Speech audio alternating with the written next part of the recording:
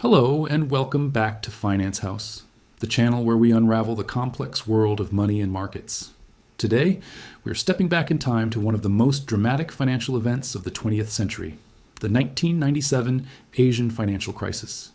It was a whirlwind that saw booming economies, once hailed as Asian tigers, brought to their knees seemingly overnight. But was it just bad luck, or was it a calculated attack by powerful speculators? And how did one organization, the International Monetary Fund, or IMF, emerge to rewrite the economic destiny of an entire continent? Buckle up, because this is a story of ambition, crisis, and a global power shift you won't want to miss. To understand the crash, we first need to understand the boom. In the early 1990s, countries like Thailand, South Korea, Indonesia, and Malaysia were the darlings of the global economy.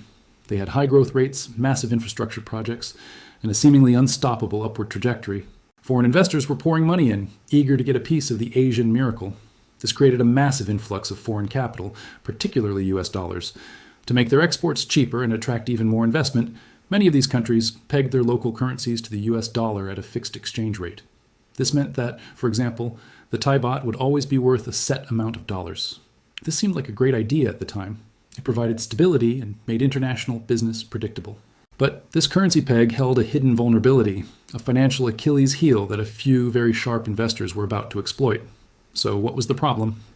The issue was that while these economies were booming on the surface, beneath the glitter, cracks were forming. Much of the foreign money flooding in wasn't going into productive long-term industries. Instead, it was fueling a speculative bubble in real estate and the stock market. Banks were lending aggressively, often without proper risk assessment, creating a mountain of debt. This is what we call a bubble economy. It looks fantastic from the outside, but it's built on shaky foundations.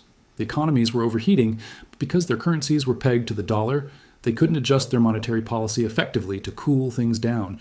They were locked into a system that was becoming increasingly unsustainable. Now, enter the speculators.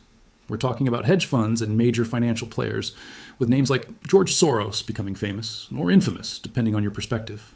These speculators looked at Thailand and saw an economy with a big secret. Its central bank was running out of foreign currency reserves to defend the baht as pegged to the dollar. They realized the Thai baht was massively overvalued. It was like a dam with cracks in it, and they decided to give it a push. They began borrowing huge amounts of Thai baht from banks and immediately selling them for US dollars. This is called a short sell. They were betting that the value of the baht would fall. This massive selling pressure put the Bank of Thailand in an impossible position. To maintain the peg, it had to buy all those unwanted baht using its precious US dollar reserves. The Thai central bank fought back valiantly, spending billions of dollars to prop up its currency. But it was like trying to stop a tsunami with a bucket. The speculators were relentless, and their pockets were deep. They kept selling, and the central bank's reserves kept dwindling. Eventually, the inevitable happened. On July the 2nd, 1997, a day that will forever live in financial history, the Thai government announced it could no longer defend the peg. It was forced to let the baht float, meaning its value would be determined by the market. The result was immediate and catastrophic. The baht's value plummeted. For the speculators who had shorted the currency, this was a jackpot. They could now buy back the baht they owed at a fraction of the price they sold it for, pocketing billions in profit. But for Thailand, and soon for the rest of Asia, the nightmare was just beginning. The collapse of the Thai baht triggered a domino effect. Think of it as a loss of confidence that spread like a virus. International investors, seeing what happened in Thailand, panicked. They started pulling their money out of other Asian economies like Indonesia, Malaysia, and South Korea, fearing they would be next. This mass exodus of capital caused their currencies to crash as well. The Indonesian rupiah, the South Korean won, the Malaysian ringgit, they all went into freefall. Stock markets across the region imploded. Companies that had borrowed heavily in US dollars suddenly found their debts had doubled or tripled overnight in local currency terms. They couldn't pay. This led to mass bankruptcies, widespread unemployment, and social unrest. The Asian tigers that had been roaring with economic power were now whimpering, their economies shattered. With their economies in shambles and their currencies worthless, these nations were desperate. They needed a lifeline, a massive injection of cash to stabilize their systems and prevent a total collapse.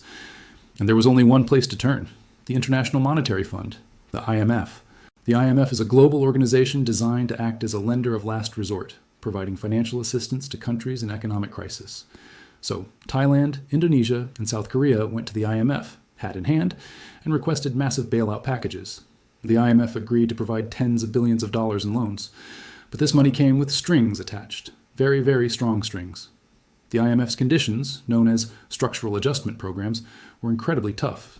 In exchange for the bailout money, these countries had to agree to a radical overhaul of their economies, all based on the IMF's free market ideology.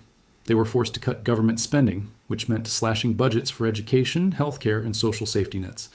They had to raise interest rates to sky-high levels to attract foreign capital back. But this also crushed local businesses who couldn't afford to borrow. And they were required to open up their economies completely, privatizing state-owned companies and allowing foreign corporations to buy up local banks and industries at bargain bin prices. The IMF argued these bitter pills were necessary medicine to cure the economies and make them more competitive in the long run. The consequences of these IMF policies were devastating for ordinary people. The austerity measures led to massive job losses and a sharp decline in living standards. The cures prescribed by the IMF felt worse than the disease. Critics argued that the IMF was using the crisis as an opportunity to force a Western neoliberal economic model onto Asia, dismantling the very systems that had created the Asian miracle in the first place. They claimed the high interest rate policy actually worsened the crisis by causing a wave of corporate bankruptcies. Instead of just a bailout, it looked more like a hostile takeover. While the loans did eventually help stabilize the currencies, the social and economic cost was immense, leaving a legacy of resentment towards the IMF that persists in the region to this day. Looking back, the 1997 Asian financial crisis offers powerful lessons. It showed the dangers of fixed exchange rates and the immense power of speculative capital to destabilize entire nations. It also sparked a huge debate about the role and policies of the IMF. Was it a savior or an opportunist? The crisis fundamentally changed Asia. Many countries learned to be more cautious about foreign debt, built up massive foreign currency reserves to protect themselves from future attacks, and fostered greater regional cooperation to avoid ever having to go back to the IMF again. The financial architecture of Asia was rebuilt, stronger and more resilient, forged in the fire of that catastrophic year. It was a painful, brutal lesson in the unforgiving nature of global finance, and a reminder that behind the numbers on a screen are the lives and livelihoods of millions of people. Thank you so much for joining us on this deep dive at Finance House. It's a complex story, and we've only scratched the surface. What are your thoughts on the role of speculators in the IMF? Let me know in the comments below. If you found this video informative and want to learn more about the events that shape our financial world, please hit that like button, subscribe to Finance House, and ring the bell so you never miss an episode. We'll see you in the next video.